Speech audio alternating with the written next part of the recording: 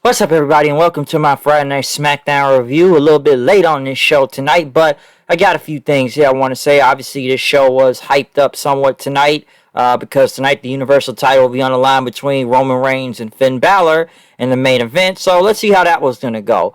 But yes, with Smackdown happening tonight, we had Corey Graves and Michael Cole on commentary. No Kevin Owens this week, but Pat McAfee, they say, is feeling better and maybe should be back in a week or two. So hopefully, like I said, speedy recovery to him. But we did kick it off with the Usos in a championship contenders match against the Street Profits. I still think that makes no sense. We don't want to call it a non-title, but the Usos came out. Basically, Street Profits, they want to get involved in family business. They want to disrespect the head of the table and the bloodline and whatnot. They basically said we're going to take them out. Street Profits came out there and saying, like, yo, how about y'all? Don't y'all need y'all permission slips on up from Roman and everything? Because, we still going to want to smoke against y'all. This was a pretty good match. I will say that. Montez and the flying stuff. Like I said, that guy can just fly, especially when he does that freaking frog splash and just, like, inverts himself and whatnot. The only thing that looked kind of odd was this ended in a DQ because I think one of the Usos was an illegal man in the ring or something. I was like, why was there a DQ finish? That didn't make a lot of sense there.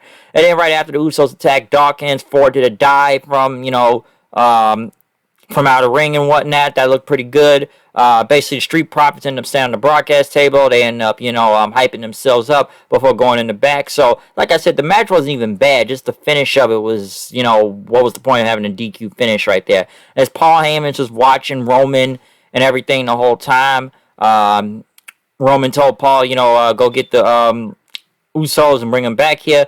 Heyman left. Caleb Braxton came out of nowhere. As Heyman said, are you trying to kill me? You keep stalking me.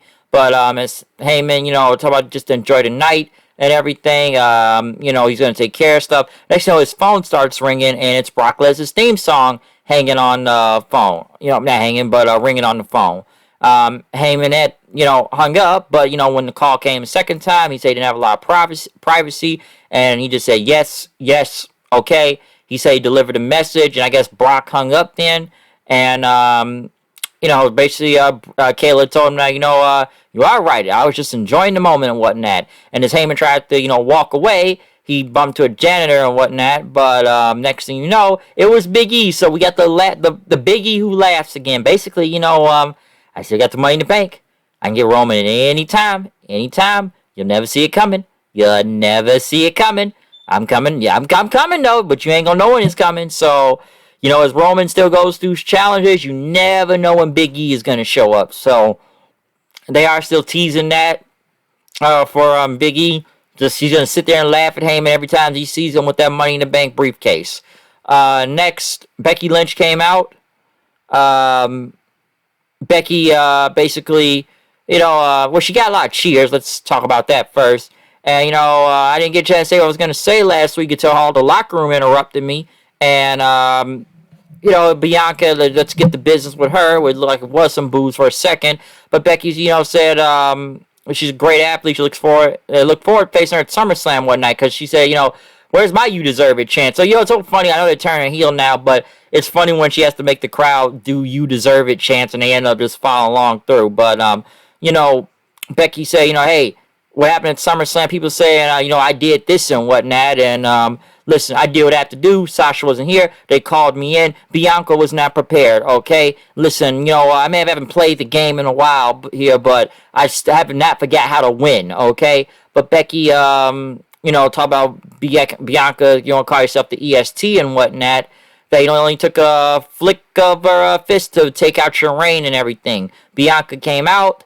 Some people wondering why you smiling after Becky's cutting a scathing promo on you and after what she did with your title. I know Bianca smiles when she talks a lot, but a lot of people say, like, you should be more pissed off than smiling at her and everything. But Bianca talked about, that belt meant a lot, and she touched her name to the history books, but she did not like about herself losing in 26 seconds and whatnot, and you want to come out here and bring me down and everything. But Bianca said, you talk like you know me, but you don't know me, okay? I'm the EST around here. I'm going to get my title back, and I'm going to show you why I'm the greatest. I showed everybody last week, which then again, like I said, we're having the rematch clauses. Why does she have to fight to get another title shot? But She gonna get her rematch, and it's gonna end. Okay, so I'm Roman, he's defending his belt tonight. Why don't you defend your belt tonight? And Becky looked on and said, well, I don't give a damn what Roman Reigns does, and basically dropped the mic and left. So yeah, Becky, they are doing what they can now to make her into a heel. So I know it was a little tease last week, but this is basically more and more of her being a heel right here, ducking Bianca and whatnot. So obviously the match is coming at some point. Next thing you know, Rude and Ziggler on their way to the ring until Toni Storm. Toni Storm, she still exists. Where's she been, huh? Debuted and haven't seen her almost like what, a month or two, almost 2 months. What happened? She just disappeared. She just was gone. What happened?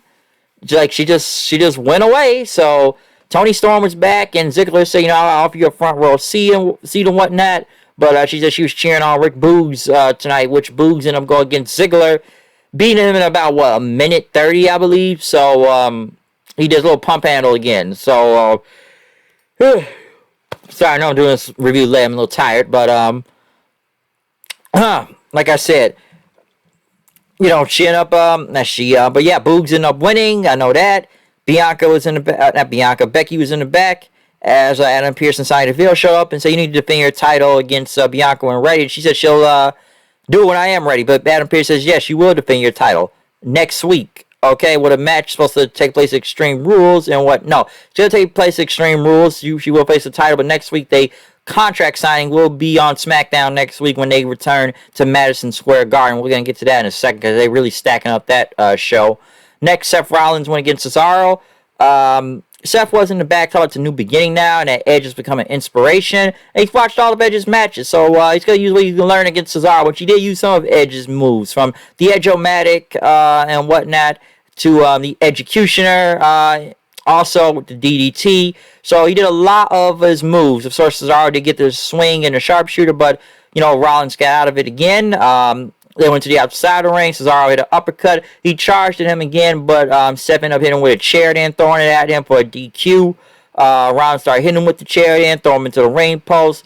And then, he took the chair just like Edge and, take off the little piece of it and start putting a crossface into him. He hit him with the curb stomp. And then, he's about to do a concerto, but Edge's music hit. Edge came out with the chair and everything. Seth basically got smiled at him and whatnot, which Edge basically told him to come on and stuff. So this Edge and Rollins feud is obviously not over, and, Seth trying to be more unhinged. Roman was in the back with the Usos saying, y'all just run the game plan tonight. Paul Heyman showed up and, hey, Roman, we got a problem, okay? And hey, don't worry about it. I'm going to take out Finn Balor tonight. No, we have a problem with Brock Lesnar. My problem? That's your problem, all right?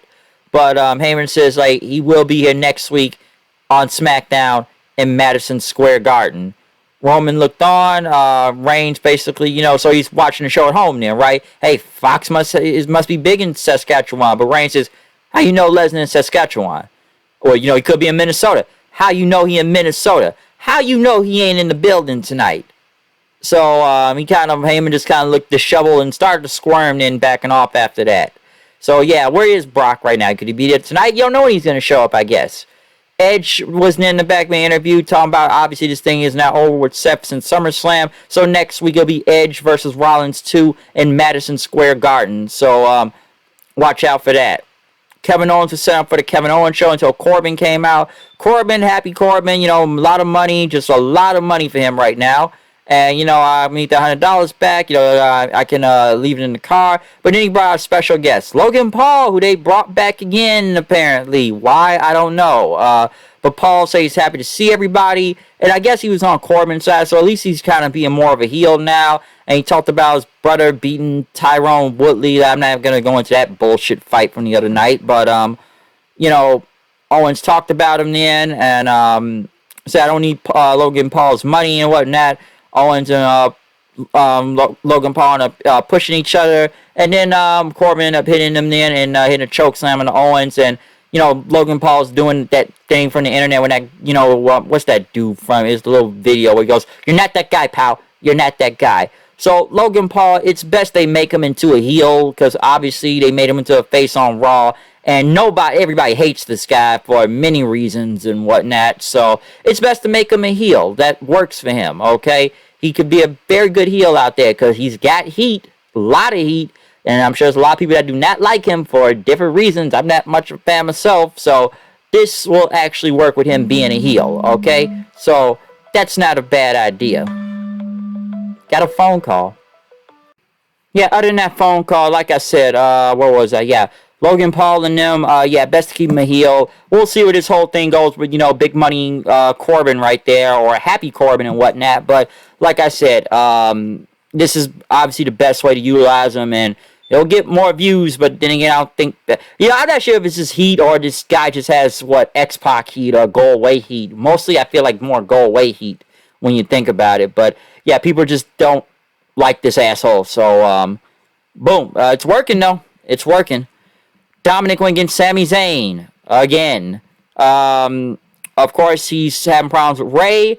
He did a haluva kick, which I don't even think it hit Dominic at all, which I think his head went to back, and it did not look good, especially looking at the replay. But Dominic being more frustrated with Ray. When will he turn on Ray? I don't know. Sonya Deville was on the phone talking about Brock Lesnar coming back next week until Naomi said, how about my match, huh? You say you set me up. But Deville said, hey, man, I'm going to slip out. I'll get you again next week. So, obviously, they are having something going with Naomi right now. I guess since she's being ignored and stuff. Where's her time? Where's her spot? Where's anything for Naomi right now? So, I'm still hoping she joins up with Roman and them. But 2 weeks in a row, she's being denied a match and being forgotten of right now. They did hype up next week for Smackdown, which is obviously they have a big show coming from Brock Lesnar being in the Garden, Edge versus Seth Rollins, Bianca and Becky contract signing. Also, it is the 20th. Oh my God, another phone call. What are the odds?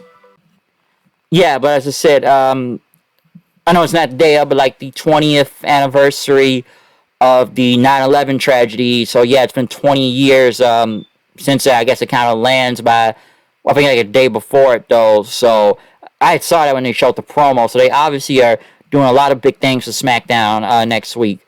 They did interview Finn Balor, though, talked about he has something to prove tonight, because, what would have happened if he did become Universal Champion and injure himself, and he's going to answer the question right now, which Balor did come out, but the Usos ended up attacking him then. Street Profits ran them off. Roman, it came out, but we still did continue Roman versus Balor for the Universal title, which was a very good match, by the way, too. It wasn't that bad. It was really good. They got coup de grace near the end, was a good near fall and whatnot, but when Balor got the pin, Roman, ended up low blowing him unintentionally, I guess, when he threw his arm up, and I guess it hit Balor in the nuts. And then Balor had tried to get up, but, Roman got him with the guillotine and whatnot. Balor tried to get out of it, but Balor ended up passing out, and Roman won. So, in a way, Balor does still have an out from this since he was attacked before, and he was low blowed. The only thing that was kind of strange was, the lights went red before Roman walked all the way to the back. Could it be a sign of Demon Finn Balor coming back? I don't know.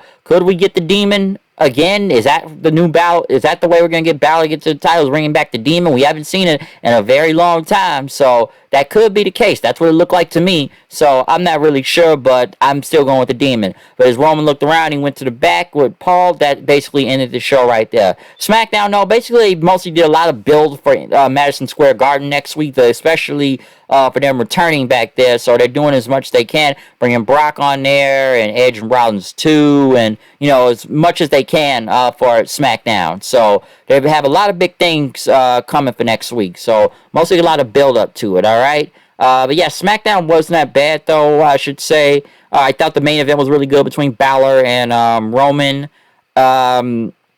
This Corbin-Logan Paul thing, we'll see where that goes. The Becky Bianca thing, that's still continuing on. What else? I still enjoy laughing Big E just trolling folks with his briefcase. Cesaro itself actually wasn't bad, and, other than the finish, it wasn't bad and whatnot of a match. Even though I feel like I've seen Seth versus Cesaro for I don't know how many times at this point, so yeah. But other than that, though, comment, subscribe, find me on Twitter at HoodieKnight890. I'm out of here. See you guys later. Peace. Got a Rampage review coming. Let's get to that, because I need to go listen to this Kanye and this Drake album, okay? So I need to get to that. See you then. Peace.